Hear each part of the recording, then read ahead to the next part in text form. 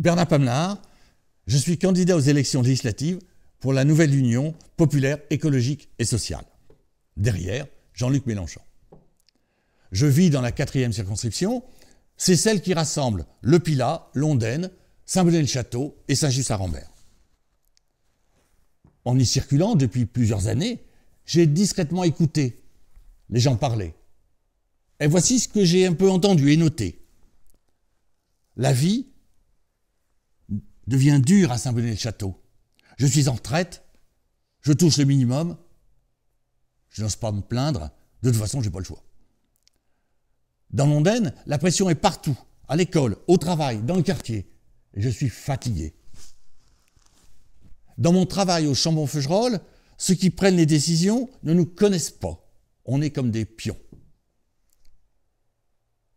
Mon patron m'a promis une augmentation de 60 € par mois. J'ai dû attendre 1 an pour l'obtenir sur ma paye. Et de fait, c'était 13 € par mois.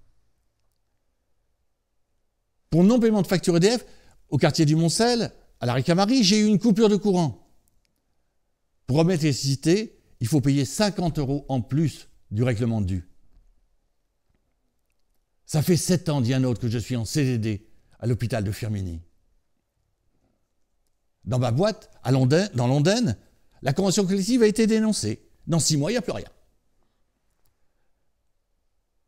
Les villes riches de Saint-Étienne Métropole ne jouent pas le jeu et laissent les communes les plus en difficulté gérer seules les situations difficiles, nous dit Cyril Bonnefoy, le maire de la Ricamarie. La fréquence des trains est limitée, nous dit le comité Faut réagir. Le matériel roulant est déficient. Une ligne était rénovée avec un budget conséquent, et pourtant la SNCF continue à utiliser les bus. Et les bus de la SNCF coûtent plus cher que ceux de la TIL. Lycéen, dit un jeune, mon abonnement Stas coûte 10 €. C'est une bonne chose, il faudrait pouvoir l'étendre à tous. J'ai signé, dit un autre jeune, mon premier contrat de travail. Je me suis offert un téléphone, et je me suis retrouvé avec une assurance que je n'avais jamais demandée. J'habite Le Pilat, et alors à chaque prise de rendez-vous médical, c'est la galère qui s'annonce.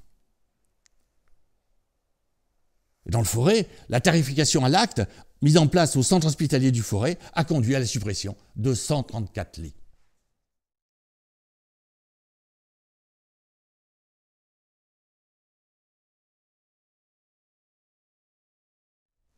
Nous vivons aujourd'hui dans un monde déformé par la précarité et l'incertitude du lendemain, dans un monde abîmé par l'immédiateté de l'acte de consommation.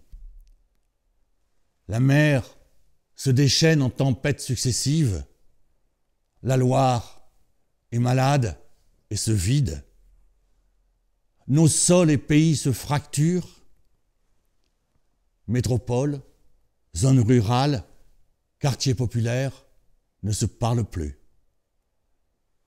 La pauvreté y prend des formes différentes, mais souvent terribles. La vie commune devient parfois impossible.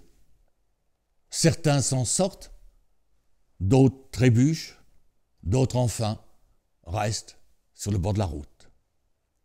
Partout, nos acquis sociaux reculent au profit de quelques-uns.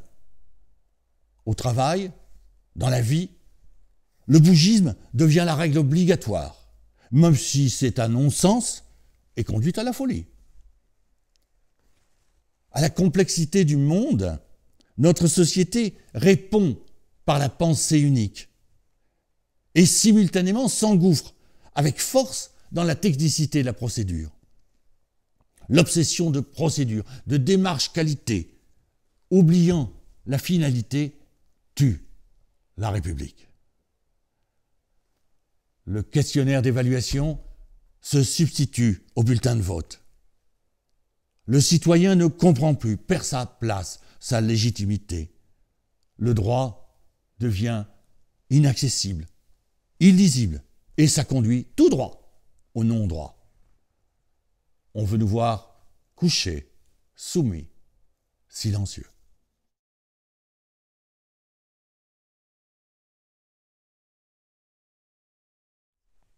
Le 10 avril dernier, nous étions nombreux à rejeter tant la pensée unique de Macron que le racisme et la ségrégation de l'extrême droite.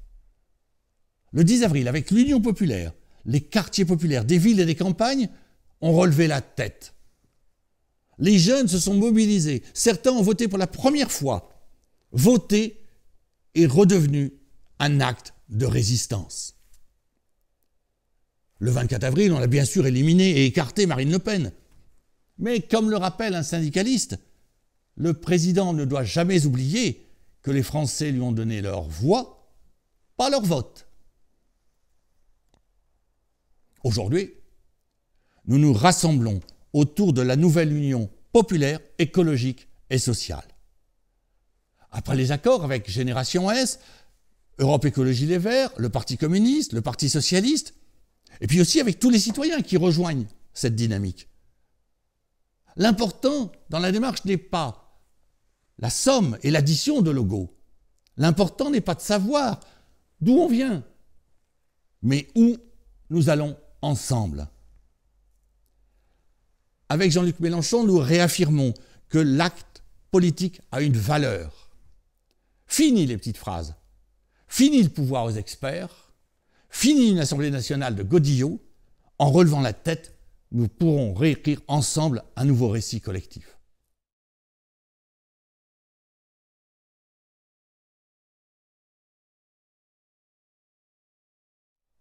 Notre programme, L'Avenir en commun, n'est pas un outil de communication, mais un engagement concret avec le peuple. Tout est financé, construit, élaboré. Jamais concurrence, flexibilité, insécurité ne constitueront notre projet. Quelques objectifs pour illustrer ça.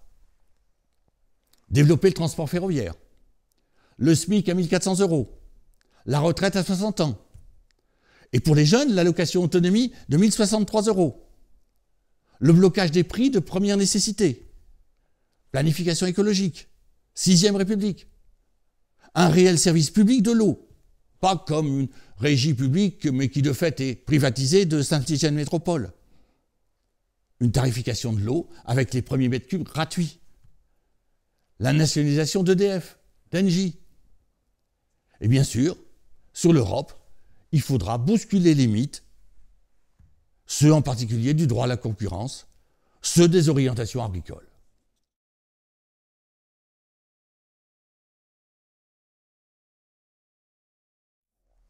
Dans ce monde, il faut tenir pour résister, agir et se rassembler pour avoir du poids. Un mandat de député, c'est une force en plus. Si je suis élu, avec Marie Véli, ma suppléante, je prends les engagements suivants.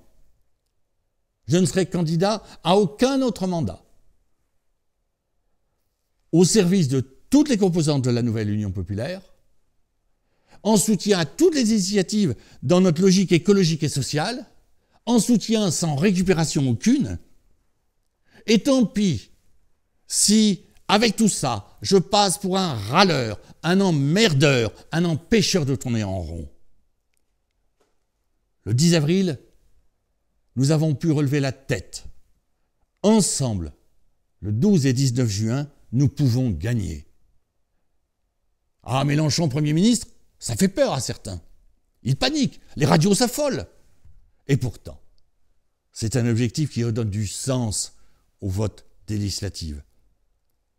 Et le 19 juin, nous pourrons alors constituer une nouvelle majorité à l'Assemblée nationale.